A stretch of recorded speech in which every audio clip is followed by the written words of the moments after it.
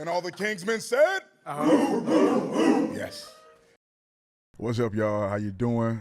It's your boy Reggie Anderson, a.k.a. Mr. Go. And welcome to another edition of the Kingsman Podcast. I'm here with my man Enoch. Enoch Santiago. Good to see you guys again. And this is the Kingsman Podcast. Oh.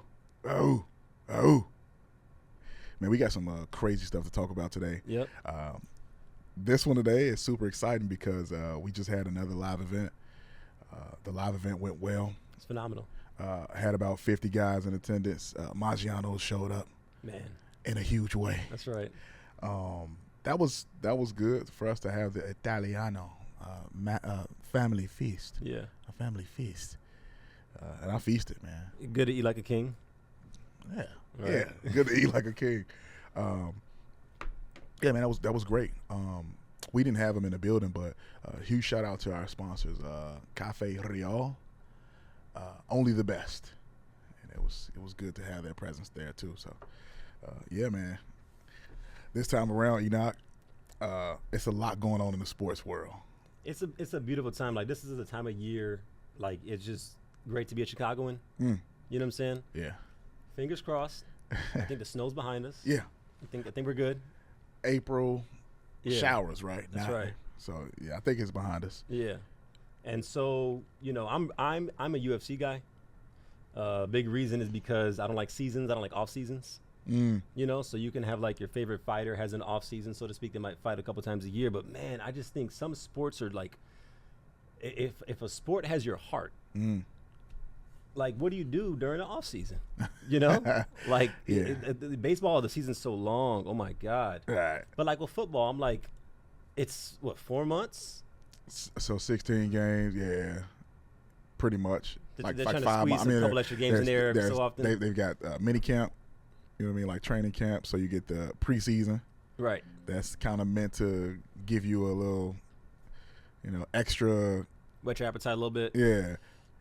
So that's before, and then the playoffs, obviously 2 weeks in between, so that they can stretch it out to the last game.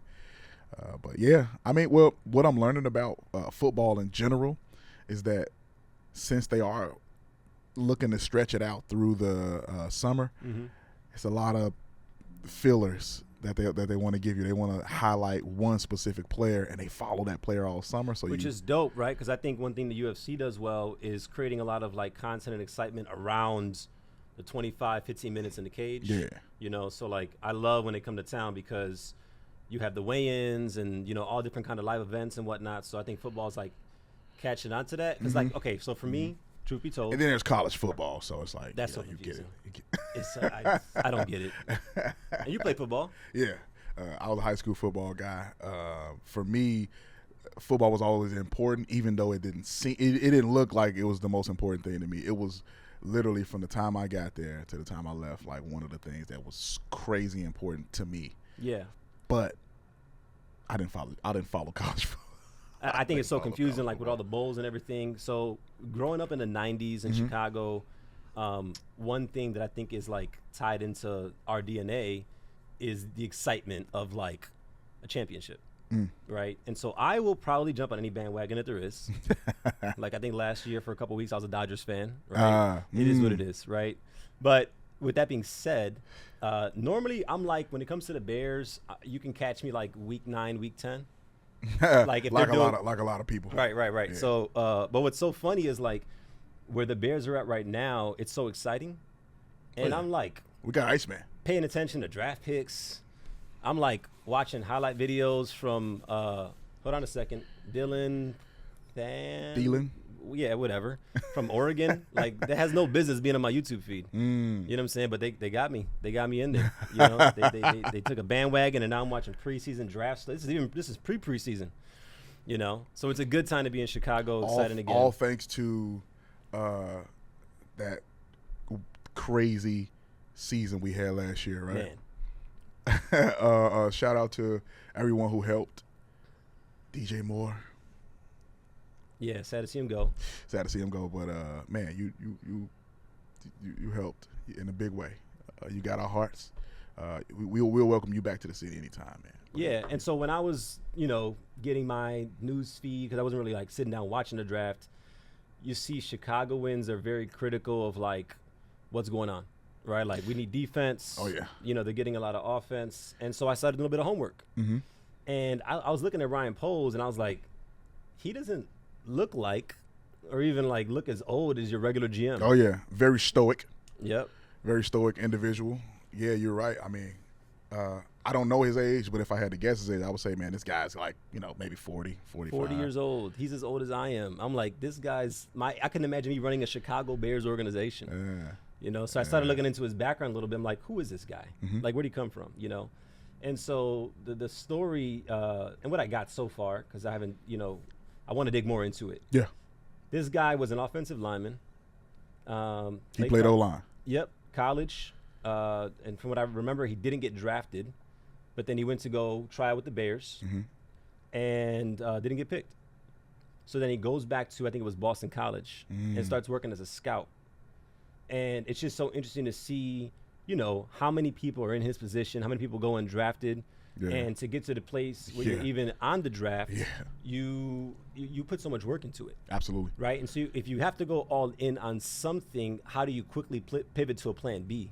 Right? That's good, man. And I think especially a plan B within that same lane, because I think a lot of times there's not only pride in like, well, this is what I was going to be on the field. Yeah.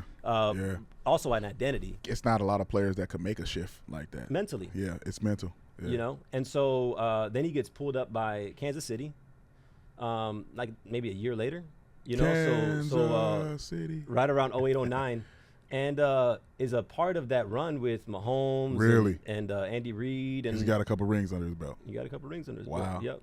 That's what's up. So then he gets, in his 30s, pulled in to be the GM of the Chicago Bears, the team that didn't want him to play. That's wild. Yeah, that's So when I say like I want to dig more deeper into it, what I'm interested to find out and to learn about is who were those men in his corner, who were those men in his ear. Like, you have to imagine it wasn't the brightest moment in his life when he's at home thinking about, I got to pivot. Sure. And how was he able to have the mental fortitude and the strength and what was he plugging himself into, so to speak, or who, to be able to successfully make that transition, Yeah. Because there's a lot of guys that live in the old glory. Yeah. Tell me about it. I always got stuck in that. Yeah. Like I said, high school football, and you tend to talk about. So I had an Al Bundy moment. Yeah. when I found myself two touchdowns. Yeah. In one game. I think Al Bundy had 4. What was his? Yeah, you only had 2. Yeah. Yeah. I mean, it seems comical, but that's a real thing. Mm-hmm. That's an everyday thing. And so, yeah, man, I think he had some Kingsmen in his corner. He had some people who were telling him, hey, this ain't the end for you. There's more. There's another level. I think it's real interesting, too, because I was watching a press conference with Ben Johnson, and he was talking about how, the picks being criticized. He goes, these are all high-character guys. Right, and that seems to be a very valuable thing to the Bears organization. Absolutely. And I know a lot of times you hear stories about, like, if you watch Man in the Arena, which is a Last Dance type documentary on Tom Brady with TB12. Right. Shout out Tom. Yep. They talk about how, like, when you're gonna go draft a kid, they're like, okay, let's go meet his parents. Yeah. Let's go in his neighborhood. Let's go in his community. Because you want to find out what is the environment that this young man is in to try to find the threats of what could be there to his character, because we see that story a million times. I mean, one extreme side of that story is like Aaron Hernandez. Oh, yeah. Super talented. I'm sure there's a whole lot there we don't necessarily need to get into, but and there's obviously lesser degrees of that kind of story where it's like character just crushes talent and potential and what somebody could be. Yeah. I love that we're drafting this way. I really do, and I think they're actually taking a page out of Primetime's book. They're taking a page straight out of his book. Yeah. Deion Sanders has got standards. There are standards in place, and he enforced them even with his own kids. Yeah. Like, if this is my son and I'm going to bench him for being late or not paying attention, not sitting in the front, not being locked in, if I'm going to sit him out, if I'm going to hold him back, you're definitely going to get it. because his whole thing is, hey, I'm raising men. If you don't get drafted, if you don't get picked, you're gonna leave this program as a better man. And so that, like, I like them drafting with that in mind. Hey, are we drafting a good person? Mm-hmm. You know, no shot to the people who get to the NFL and it's purely all talent, but they're not really a good person. There's no shot at that person, but I'm just saying that for an organization. Yeah, I think that a lot of times too, a difference is sometimes people confuse sacrifice with discipline, Mm-hmm. right? And so discipline is like getting up, doing what you got to do. You can only sacrifice a good thing. You can't sacrifice a bad thing. That's if right. you want to lose weight, donuts is not a sacrifice. Right? Something you should be giving up. Something Anyway. you should be doing. Yeah, you know absolutely. what I'm saying? If you work a full-time job and you want to build a business, waking up at 5 a.m. or staying up to midnight is not a sacrifice. That's discipline. That's discipline. You know what I'm saying? That's And right. I think that the kind of young men that understand those distinctions are that's what develops a high character, because a lot of times people feel entitled to those bad things, but you got to look at it as no, it's in the way of what I want out of life. You know, and so when those temptations come around, like, you know, talking about The Last Dance, Michael Jordan talks about getting to the Bulls, going into a hotel room and seeing all kinds of madness, partying, drugs, Yeah. and he's like, this is an opposition of what I'm trying to accomplish. I'll see you guys on the court tomorrow. Absolutely. You know, and so I think that's a big component when it comes to having a high character, especially at such a young age in an environment where there's so much temptation. That's why teams gel well when they get a good sound locker room like that, Mm-hmm. and they win and they roll because that's unbreakable. Yeah. Yeah, like you can get lucky and do something one time if it's a lot of talent, if it's just an overwhelming amount of talent. Right. But you're gonna go back to back if you got solid, people, high character. Right. By the way, this is the Kingsman podcast. All right, we talk money, mindset, and how to lead your household. Because out here, nobody's coming to save you, and a lot of people are watching how you move. We want to change the way that it feels like to be a man in today's time, and so we talking that. Enoch, you brought up a really good thing, talking about standards and high character with our kids, man. With our kids in today's time, it's crazy important. Like, it's utterly important that we find a balance between sparing the rod and just having a talk and being understanding. Yeah, Would and I you think, agree? growing up, I grew up Pentecostal. Okay. Lot of say what you want about the stereotypes. I wouldn't have traded for the world, but man, they did not spare the rod. And I think that I think when what the Bible's talking about there isn't necessarily always a physical rod, right? Though we wish our parents didn't interpret it that way. Absolutely. But just any kind of discipline, right? And so I was actually having a conversation with my daughter this morning, and just helping her understand, like, okay, the conversation we're having isn't because you're bad or because you made a mistake. You're just not, like, you just need to improve in this thing, right? So, like, for instance, I'm not the best chef. My wife is. And I just used an analogy, and I said, if mom was going to teach me how to make Puerto Rican rice, and I'm like, and add this and add that and add this, the conversation would be, hey, here's the correct way to do it, not you're a bad chef. You know what I'm saying? And so I remember one time going back, my son's 16 now. He just turned 16 over the weekend. And he grew up in... Oh, my God. You have a young adult. Yeah, right? Yeah, he's hitting the highway and all that stuff. Get out of here. But...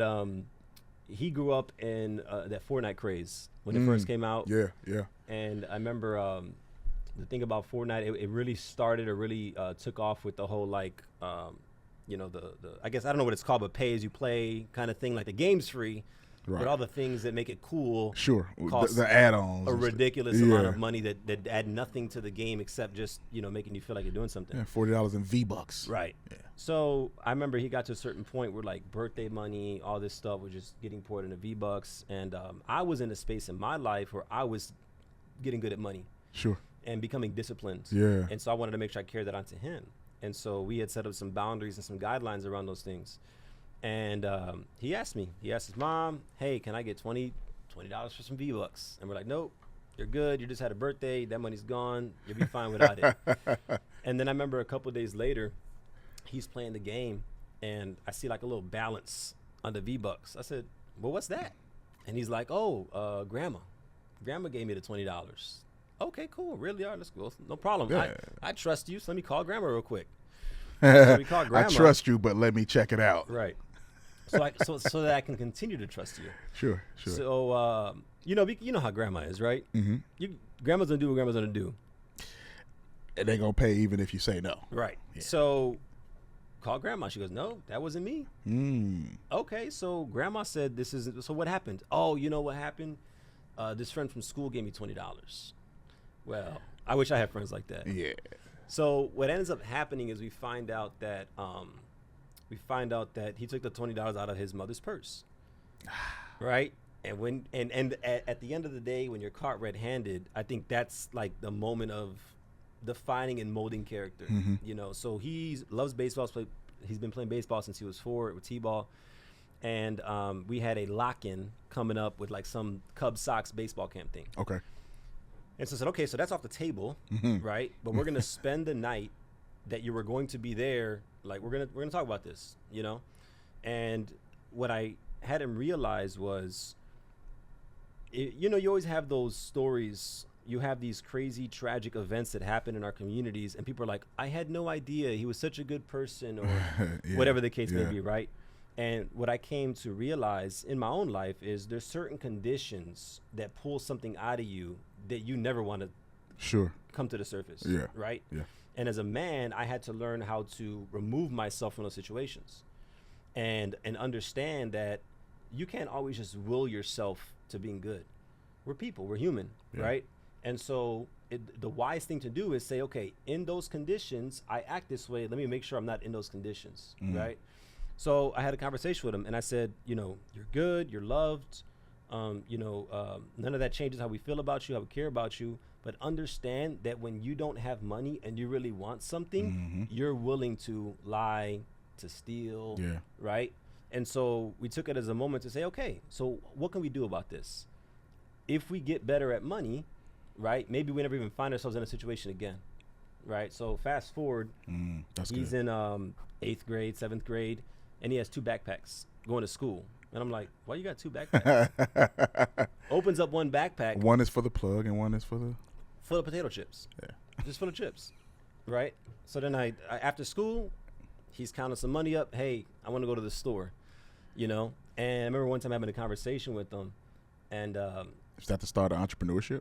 I maybe, but he's always hustling, always has $1 on him. Yeah. There you go. And he had made a comment. He wanted me to buy something. I was like, why don't you buy it? You know, he's like, well, my money's for this and this, that. I always keep a couple $100 in a box, you know? And I just, Lord. you know, like A drug dealer in chips. a chips dealer. A chip dealer. Well, he deals anything. You know, one time he went on a spree where he was on Instagram and he reached out to companies to do marketing. You know, and he's like, man, increasing their 16, followers. 16? Probably at 14. You know, Yeah. and he was charging, you know, to a 14-year-old $70, $80, right? They're And- going to go get that. Yeah, so he has an itch, you know, for entrepreneurship. He's not scared to go out there, get rejected and whatnot. But, you know, I say that to say, We're doing well. We're doing pretty good. as a father, you know, sparing the rod doesn't always mean physical discipline, Oh, yeah. right? It's also having those tough conversations and allowing somebody's character to grow and using those moments to shape them. Because, you know, the last thing I want to say about this is I remember having a moment as an adult, you know, like you're on your own, you're paying rent, your car gets booted, you got no money, you got 10 weeks to your next paycheck and feeling like the world is over. Yeah. But I was like, man, this same feeling is the same feeling I had when I was 7, 8 years old. And my mom's like, when I get home, you're going to get it. And I felt like the world was over. But it wasn't. And so I had to tell my son, I'm like, the way you feel right now, everything's going to be fine. Everything's going to be okay. You know, like it's going to be all right. This sucks, but we'll get through it. But what can we do to learn from this, to use this as a stepping stone, so we're not repeating the same cycles over and over again? That's good. Right? That's so good. I had to learn how to process those feelings of like, I don't know how I'm going to get out of this. You know, so you got to stay grounded in your faith, understand that. I like to use a phrase, lesser men have overcome greater things. Sure. Right? Oh, yeah. That's a good one. You know, and if certain conditions or certain environments or certain situations pull something ugly out of you, the wisest, easiest thing to do is stay out of those rooms, stay out of those conditions, Sure. stay out of those situations. I believe the reason why we go through different things is because if your character was already, as sharp as it needs to be for you to be at the next level, you'd be there. Mm-hmm. And so a lot of times it's not about you doing the right or wrong thing. It's about doing the thing that you need for your life in that time. And maybe just going through their lives as young men, 14, 15, 16, they need to mess up, but they also need the right form of correction. Because, sparing a rod means you're not going to say anything at all. You're going to be passive. And so, man, I really think straddling the fence on sparing a rod can be permissible. Mm-hmm. Let me break that down. I'm not a passive parent at all. Like, my kids, no, all of them, and I got all boys. But my oldest is 12; he'll be 13, and I haven't had to physically whoop him in years. Mm-hmm. I don't chalk that up to me being a different guy right now. I don't chalk that up to me being a passive parent, quote unquote. I believe that he's in such a space as to where he understands, nah, I better not do that. I don't think this is the right way. He's thinking for himself at an earlier age than I was. I think I was maybe 15 before I started really thinking for myself, and what I should do, and hey, would this get me in trouble? I think I'm gonna do it anyway. Right. He's a different kid. But to say that is to say he had some time where he was wilding out a couple weeks ago in school. They called. They said he's falling asleep in class. They asked him, "Hey, why are you falling asleep?" He's like, "I'm bored." I'm like, "Oh, that's the typical, teenage response." Then he had another incident where he's just in the bathroom for too long. So they go in the bathroom, check on him. He's just throwing tissue at the wall. They're like, "Why are you out of class? Why didn't you go?" "I'm bored." And so I believe that the old me, and this is the progress that us men have to make in today's time.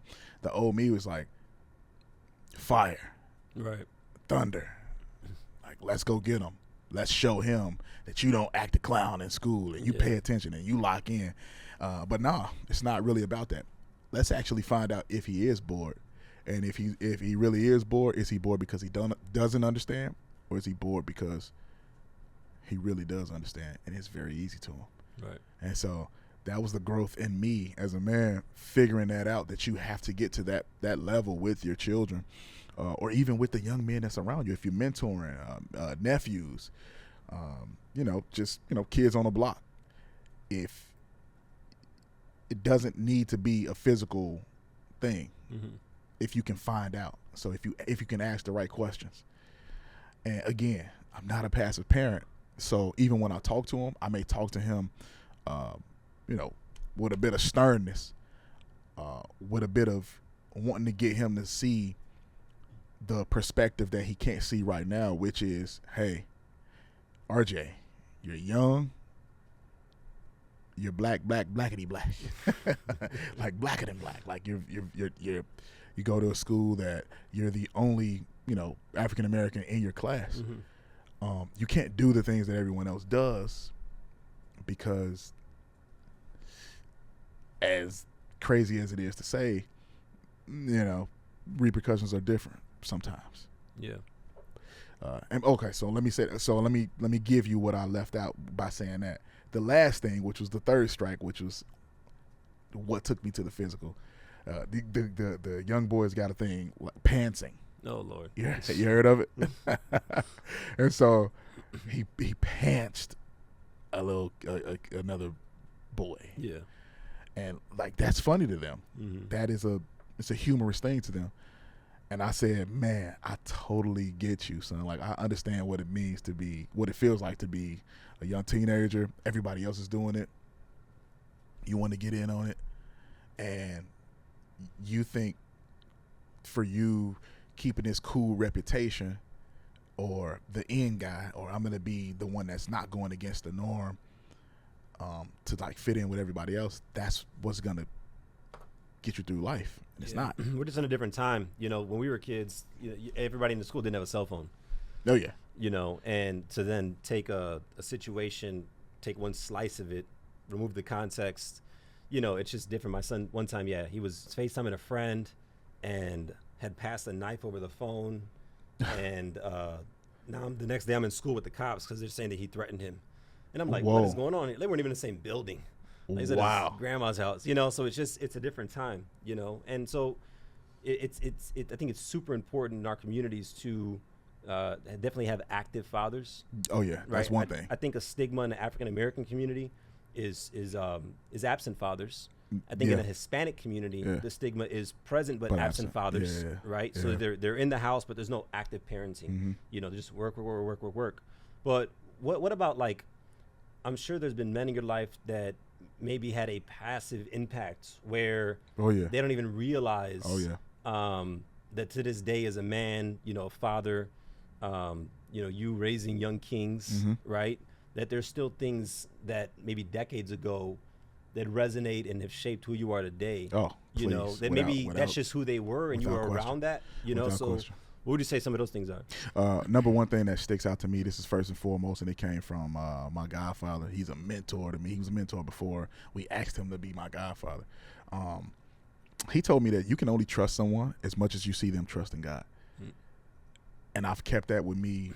You know how the Bible says, bind it around your neck, write it on the tablet of your heart. That's something that's written on the tablet of my heart. I can't trust anybody all the way to the heart unless I can see that their love for God it means something to them. If it doesn't, there's a worldly wisdom that I'd be a fool not to learn from or to take from, but I keep you here. You can't come here. You're here. You know what I mean? And this is probably the closest you'll ever get if I don't see a love for Christ in your life to break the inner courts in my heart or of my trust. That's the number one thing. And my next thing that he showed me inadvertently was how to be, like you said, not even an absent but present father, but a present father altogether. He's got 3 children, and I don't believe there's ever been a time where they have been without him. And he used to work like 5 a.m. to like 3 o'clock in the daytime, 3 o'clock or 4 o'clock. He was a dock manager for a major corporation, a retail store. I'm sorry, for a major retail store, and he doesn't understand that just his daily routine of getting up, taking care of them, making sure he went to work, come home, taking over the duties of his wife whenever she couldn't, going to movies, taking the kids shopping, like all of the things that he did that I didn't get to see in my own life were like, it meant everything to me, because my father, it wasn't that he was he was present but absent, but his life previous to having us he never moved on from that. We talk about living in the past. He never moved on from that. I won't get into his story today, but him being from New York, he to this day has a New York state of mind, and he's living in that type of thing forever. And from my dad, he's my biggest teacher, but not because of what he not because of what he taught me or his advice. He's my biggest teacher because all of his stories gave me what not to do. You know what I mean? Yeah. And so me seeing this guy lead his household was in most cases more impactful than my father being there with me. Yeah. Because like I said, I can only pull the best from those stories, but I took the example from that. Yeah. And so shout out to my godfather Vaughn. Look at that. I love that. So I have, my mom and dad had 6 kids. I'm the only boy. Yep. And there's a lot of stories and all that I won't get into today. But so what's interesting is this. So my dad had like 7 brothers, and one particular brother was very close. His brothers are in California, Puerto Rico, Florida, everywhere. But there's one particular brother that we were very close with. They lived in this building when I was a kid, and he had 5 sons, and these 5 sons were probably all older than my oldest sister, and they were all in the military, different branches. And they all had different, were black belts in different forms of martial arts. Wow. Right? All right. And so I'm their little cousin. Okay. You were cousins with the Ninja Squad. Yes, right. Okay. And I'm their little cousin, and I have all sisters. So it was their job to make sure that I would be a man. That's how they took that, right? And the way they went about that was, oh, there's Enoch. Let's pick him up and throw him and spin him and push him and, beat the man out of him, right? Yeah. And so I saw a lot of that. My stepfather, who's insurmountably impactful in my life, very similar. Marine. He had 3 daughters, so now he had 8 sisters. Oh. And if you walked into the living room of the house, on the fireplace were 2 swords, right? And if everybody ever asked, "Are they real?" He'd always say, "Do you want to find out?" Right? Right. So you have that kind of like machismo, alpha male Sure. Influence. But the gentleman I want to talk about is my childhood pastor, and he's not with us anymore. He passed away about 7-8 years ago. Oh, But this man was a quiet giant, right? Maybe 5'5", phenomenal salsa player on the piano, extremely disciplined, extremely unwavering in his faith, and had a very, very, very strong wife, like I do, like you do. Oh, yeah. Right? And to me, really allowed me and taught me that you don't necessarily need to have like a certain, alpha image and all this bravado to really be a man. That's not what leadership always has to look like. Oh, yeah. And had such an impact. I mean, his funeral was just jam-packed, absolutely jam-packed, And the church that I grew up in as a kid off of North Avenue in Western, there's a little storefront next to the Walgreens. The funny thing about that church, You were right there? Mm-hmm. Man, I went to Roberto Clemente. Oh, is that right? Yeah, we walked down there like almost every day. Yeah, so there was it was a storefront, and you'd never wanted to be late to church because the door into the building, you walked into the building and the stage is right here. So the front of the church was at the door. You have to walk, excuse me, pastor, and go all the way to the back to get a seat, right? But the amount of churches that came out of that church, I mean, it's all around the city and just so impactful. Wow. And it was just amazing to see a man, so powerful, so much leadership, so much influence, and be so comfortable, and allowing, I guess the best way to put it was like he was a kingmaker. Yeah. And you could just see, and he was so comfortable not always being like, the main one in the room, so to speak. Yeah. But when he walked in a room, everybody stood up.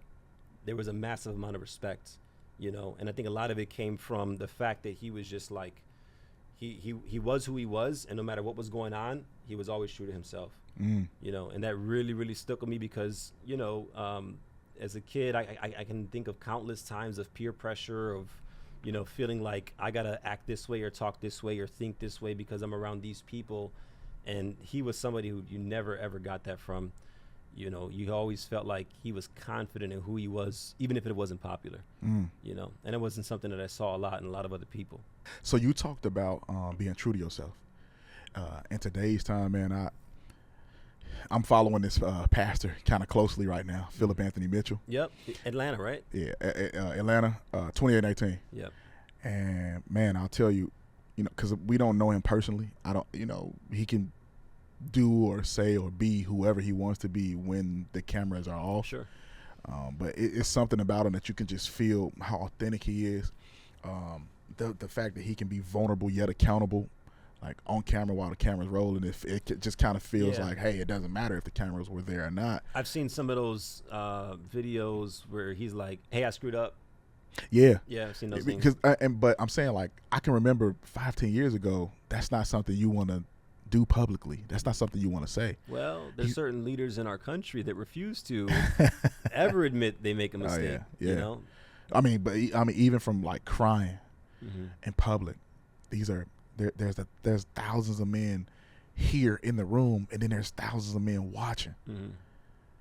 There's younger kids, teenagers, machismo, right? Macho. They're looking at you, and they're looking at you cry, but it's not. It doesn't feel wrong. It feels like it's coming from a place of strength. It's coming from a place of sincerity, and I'm solving for that in my life. Like, how do we get there? How do we get for all of your moves to count, for all of your moves to mean something, to be impactful, but then to just reach our younger generation and show them that, being vulnerable is not weak. Being transparent is not weak. it's a sign of strength. Yeah, I mean, I think it's interesting, right? So if you think about like physical strength, when you need physical strength, it feels like weakness. Like if, let's say you're trying out your max bench, you don't feel strong when that bar is on top of you. No, you don't. Right? No, you don't. But you're being strong, right? And so being strong and feeling strong don't correlate. They don't exist in the same space and time. Whew. You know, and It's so a good. lot of times It's when good, you man. feel like your strength is being pressed, it's when you are being strong. You know, and I think a lot of times we misinterpret our feelings, and I don't just mean like emotional feelings, you know, but even like your thoughts. You know, like I have the pleasure of you know, coaching some people in entrepreneurship, and we were having a conversation with this one lady, and she's like, I'm so overwhelmed. I'm like, well, you could call it that. Yeah. Or it's just you graduating to the next level. Oh, yeah. It just means that, you know, you've reached a capacity to some point, and you have to, you know, maybe delegate, maybe automate. Yeah. You know, there's Yeah. something else. You've reached some kind of bottleneck. I wouldn't call it overwhelmed, right? I would maybe change that language a little bit. Absolutely. Power in your words. Yeah, because what you've been trained is this feeling I have is called this. It may not be called that. It may be called something else, you know. And you know, a lot of times we give ourselves an out by calling strength weakness. Yeah. No, I mean the bodybuilder, you know, deadlifting whatever they deadlift. Nobody looks back at him when he feels so weak like that guy's just. You know, like he's being strong right now. Yeah. But he doesn't feel that way. Hung by the Tongue. I just got that book. I've heard about it a little bit. I got to pick it up. Yeah, you got to pick. It's a quick, easy read. Yeah. Hung by the Tongue. And I've learned to start framing my words in a way where it works for me. So like that you were saying, one of the people who you're mentoring, they're using a word in a way that there's no way that will work for you. If you, to speak that you're overwhelmed, I'm learning now to just say, whoa, there's a lot on my plate, but I can handle it. Right. I get to handle this. We get to do these things. We get to be better leaders tomorrow. Right. We have the choice to go harder, be better today, and language is everything. Yeah. Absolutely. Yeah. Pressure's a privilege, right? I love and a lot of times you think about what's on your plate, and you definitely got to think about the alternative. You know, what I learned in life is that you graduate to better problems. There's no problem-free life. It doesn't exist. Oh, yeah. You know, and sometimes you have to ask yourself and be thankful. Like, you know, I go back to the Bulls a lot because, you know, ingrained in my childhood, like Jordan with the flu game. Is that what that is? All right. Yeah, I got you. Okay. No problem. But like Jordan with the flu game, or like even Kobe, you know, I've heard Kobe speak about like he went out there and gave it his all every single time because he gets to perform Absolutely. in front of that dad who put in overtime so that he can take his son to a game, and that's every game. Every single game there's a dad like that, and I have the opportunity to put on a show that made that sacrifice worth it for that father and his son. That's so good, man. It's just the perspective. You know, and he didn't see it as like, I got to go play today. No, I get to, like, and when you said it, like, that's so key and so pivotal. Like, I get to do this. I get to, you know, whatever the situation is, the alternative is usually worse because you're in a moment that you prayed for at one point. You may not have realized that it came with whatever you're dealing with, but the fact of the matter is, if you're asking God to take something off your plate, you're not going to eat. Man, you know what? That's my second time hearing that this week. First time was at our live event. Right. Victor Landor, man. Shout out Victor Landor. Yep. Thank you. EP4. That was so crazy, bro, to hear how basketball players really get paid. Yeah. And to know that at the end of the day, they're still employees. We look up to them. They're great. They're super freaks in terms of their athleticism, Genetics, what they can do. that, Genetics. But it opened up a really big thing to me. The number one thing I took from that was community. It's community. So he talked about, and we'll let you guys check out the full episode on YouTube. But he talked about when you get that call and you're going to the NBA, your life is going to change forever. It's your community that can either make or break you. We have countless stories of the ones who they got through it and it didn't break them, but we do have a few stories where as soon as they went, They didn't understand how to take care of the money, but more importantly, how to take care of their family. Right. Who was their real circle? Who was their real community? And the challenge is distinguishing that early, but still staying as on point and as fit and as focused as you need to be as a player, as a young player in general. And so crazy thing is that you've got to decide who your circle or your community is, whether you make it to the NBA or not. You know, it's just another level. It's just a different tax bracket that you tap into immediately if you're a athlete. But what if you're not? Do you still need the right community of people around you? You know, what if you make multi-6 figures, multi-7 figures? Do you still need the right community around you? Do you want leeches, or do you want people who are quick to give without receipt? You know? Yeah. And one way that I like to phrase that is, you know, we talk about the seed in the soil, right? If you are a seed, what's the right soil? What's the wrong soil? And I like to say that if you upgrade your environment should upgrade you, right? And so if you want more out of life, and that can mean a million things, right? That could mean career success. That could mean spirituality. That could mean, I remember getting to a place in my life, maybe, I don't know, 6 months to a year before me and my wife got connected. I was like, I want to get married. I went to a wedding. Really? Yeah, it was a coworker, and I was there with some coworkers. We all just went, and I was like, I want to get married. You know, and so then you upgrade your environment, you know, and you just be more intentional. And what I've learned is I got to a space in my life where I started evaluating my relationships. That's good. And I would look at, and I would ask myself, when I'm sitting down with somebody, when we're having conversations, how much of these conversations are about the past versus the future? And I got to a certain place where I wanted to have more conversations about the future than about the glory days and the 4 touchdowns. Absolutely. You know, and the things like that. And, you know, I think it's super important to understand what you want out of life, not blame your current environment, but chase the environments that'll pull those things out of you. That's good. Yeah. That's good. And so speaking of chasing environments, the next Kingsman event is coming up. We're going to leave a link below so you can get there. This event last time was crazy, man. That's phenomenal. It was better than I had expected. We had a lot of high influence people come out, and I appreciate that about the space. We do the podcast here in studio, which is good. We get our perspectives, but once a month, we get together and we get 100 men in the room together to network, to fellowship, and then to talk money mindset and how to lead your household. If that's you that wants to be in that environment, click the link below. Get in the room. Get in the room. There you go. Yeah. And the Kingsmen said, "Oh." This is the Kingsmen podcast, powered by Cafe Real. Only the best. if you're going to be in Chicago and you want the best Italian food possible, a place to sit down with your family, celebrate something, Oh, yeah. Maggiano's is the place to be. Oh, yeah. I mean, nothing says Chicago like it. It goes back to some rich history, Oh, yeah. right? It's from some Chicago ties. Al Capone. And we appreciate them from coming out and blessing us with a meal. Absolutely. Shout out to Maggiano's.